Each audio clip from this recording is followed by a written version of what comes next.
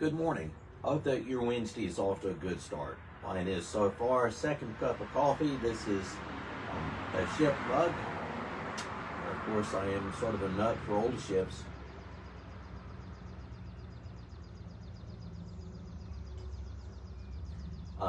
Like I mentioned last week, over the next several weeks, on Wednesday mornings, I'm going to be taking a look at the lectionary gospel reading for a little while now.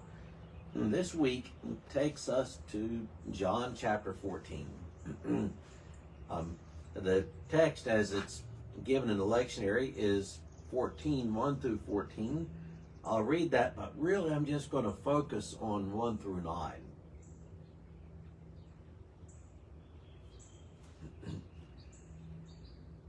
Let not your hearts be troubled. Believe in God. Believe also in me. In my Father's house are many rooms. If it were not so, would I have told you that I go to prepare a place for you? And if I go and prepare a place for you, I will come again and will take you to myself, that where I am, you may be also. And you know the way to where I am going. Thomas said to him, Lord, we do not know where you are going. How can we know the way? And Jesus said to him, I am the way and the truth and the life. No one comes to the Father except through me. If you had known me, you'd have known my Father also. From now on you do know him and have seen him. Philip said to him, Lord, show us the Father, and it is enough for us. Jesus said to him, Have I been with you so long, and you still do not know me, Philip? Whoever has seen me has seen the Father. How can you say, show us the Father? Do you not believe that I am in the Father, and the Father is in me? The words that I say to you, I do not speak in my own authority, but the Father who dwells in me does his works. Believe me that I am in the Father, and the Father is in me, or else believe on account of the works themselves. Truly, truly, I say to you, whoever believes in me will also do the works that I do, and greater works than these will he do, because I am going to the Father. Whatever you ask in my name, this I will do, that the Father may be glorified in the Son. If you ask me anything in my name, I will do it. For a preacher slash pastor, John chapter 14 is, you might call it low-hanging fruit, or a hanging curveball right over the plate.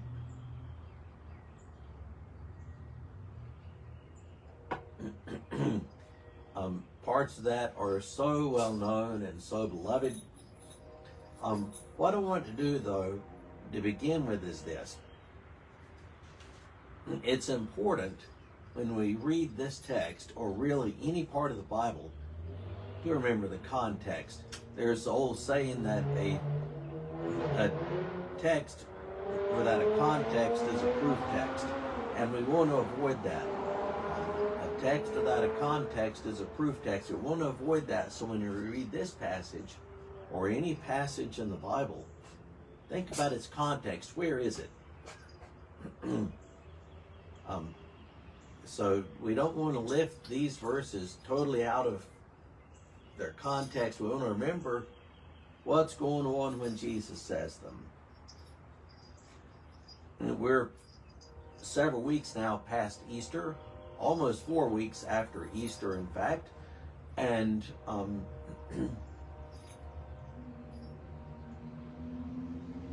this passage takes place as part of a really long section in John that's called the Upper Room Discourse, the Farewell Discourse.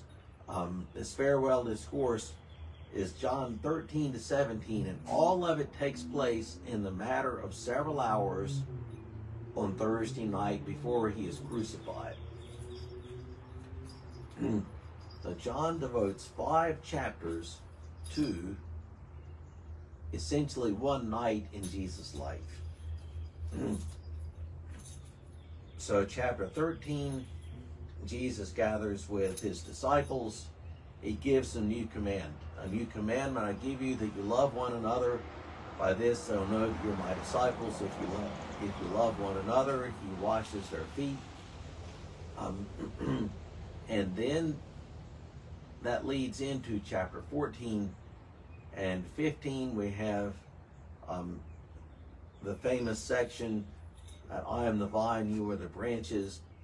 Chapter 17 is high priestly prayer. But all of this takes place against the backdrop of the cross and of the passion. So when Jesus says these things, when the disciples are asking him these questions, Jesus knows full well that in a few hours he's going to be arrested, that he's going to be mocked and flogged and ultimately crucified. So when Jesus says, let not your hearts be troubled, he's not saying that with a grin on his face. When he says, let not your hearts be troubled, he probably says that through gritted teeth, perhaps even with a fighting back a tear. I'm going to prepare a place for you. I am going to prepare a place for you. What's he talking about?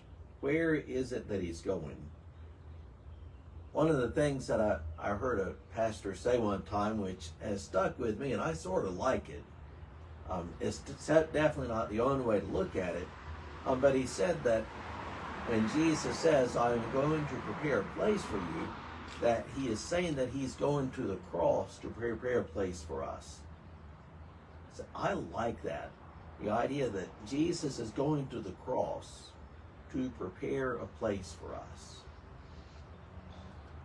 Not so much that Jesus is taking up metaphorical hammers and saws to build a mansion for us or a room for us, but in going to the cross, he prepares a place for us. In my Father's house are many rooms. If it were not so, what I've told you.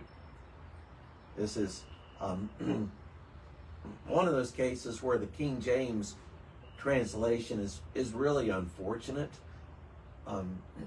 King James, we are familiar with.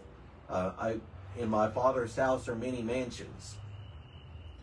And so we sometimes have this idea of, I've got a mansion on a hill over there, and you've got a mansion on a hill over there. The Greek word really means a dwelling place. And so here's the image. In that culture, in that society, after a period of betrothal, during the betrothal period, after young man and woman are engaged, are betrothed, the groom-to-be goes off and he prepares a place, normally an addition to his parents' house or a dwelling right beside his parents' house. And he'll prepare a dwelling place for them. And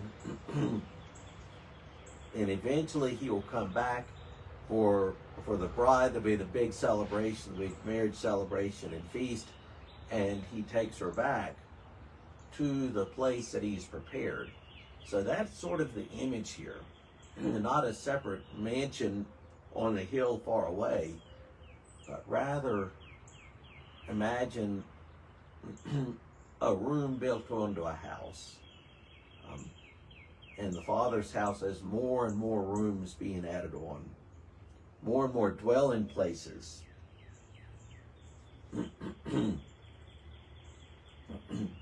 He goes to prepare a place for us. And in going to prepare a place for us, he's going to the cross.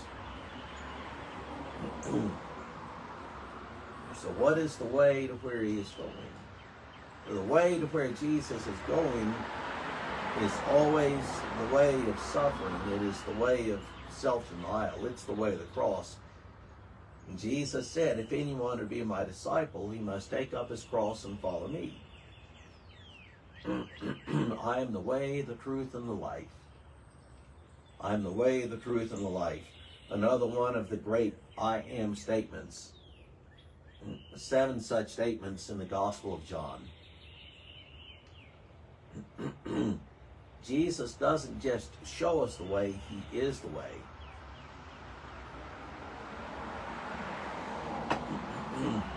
Jesus doesn't just give us directions, he doesn't just point. Jesus is the direction.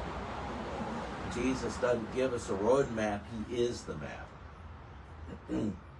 He is the truth of God incarnate. In him there is life, and there's true life found in none other. And no one comes to the Father but by me. We tend to read this, pardon me while the truck goes by.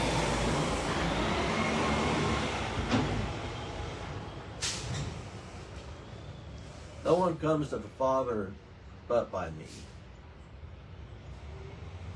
We tend to read that and sort of lift it out of its context. Just read that one verse or that one portion of a verse.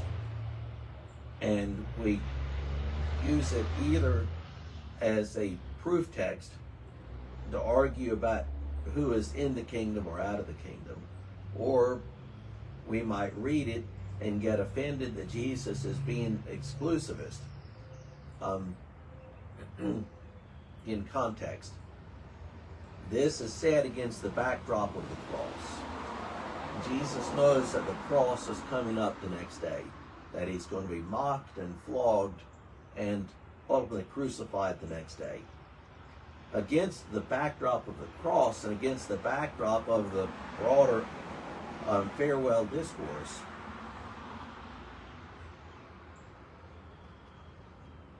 going to the cross is the way to God.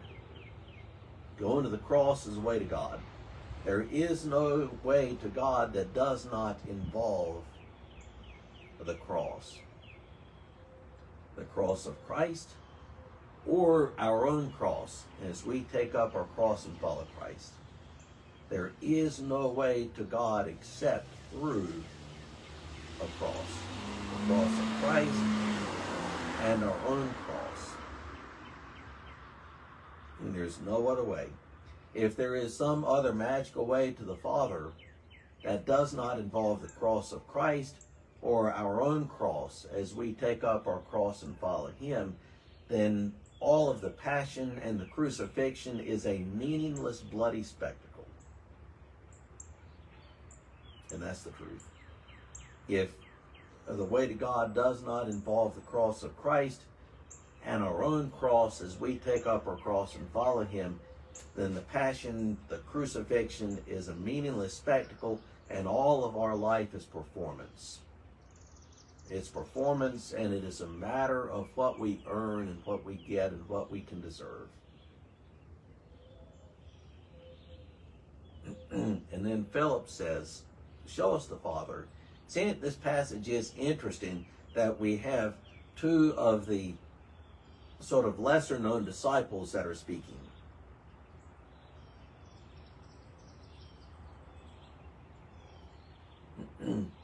Amongst the disciples, we've all heard of Peter, James, and John. They're the three that are most famous. There's Andrew, who brings Peter to Christ. We've heard of Matthew. But we don't normally think about Philip at all. And Thomas we think about only in reaction to the famous story of the doubting Thomas. And I think Thomas gets a bad rap for that, by the way. Philip says, show us the Father. Thomas wants to know where Jesus is going, and Philip wants to see the Father. And there are two very related questions. They're two very related questions. And as I envision it, when Jesus answers him, he may have had a grin on his face. And he says essentially, Philip, how long have you known me? Philip, how long have you known me? Oh, Philip, you should know this. This is easy. You still don't get it, do you? If you see me, you've seen you see the Father. If you have seen me, Philip, you've seen the Father. You already know this. This isn't the only time that Jesus will say something to this effect. Earlier in this gospel, in chapter 10, verse 30, and Jesus says, I and the Father are one. And so he says to Philip, as I imagine with a grin, he says, Philip, you should know this. I've already told you this, Philip. I've already told you this. If you've seen me, you've seen the Father. I've already told you that I and the Father are one. So how is it that Jesus and the Father are one? Now the answer to that is way too broad for this particular video, which is probably running long anyway. And it gets deeper than the Challenger Deep, the Marianas Trench, in the very depths of Trinitarian theology, how we understand the Trinity, Father, Son, and Holy Spirit. But Jesus says, if you've seen me, you've seen the Father. In essence, if you want to know what God looks like, look at Jesus. You ever have any questions about what God looks like, about God's purposes, look at Jesus. Jesus and the Father are one. One in essence and in purpose, but there's still a distinction between the two. They're one in essence and one in purpose, as the Nicene Creed so famously puts it, of one substance with the Father, of one being with the Father.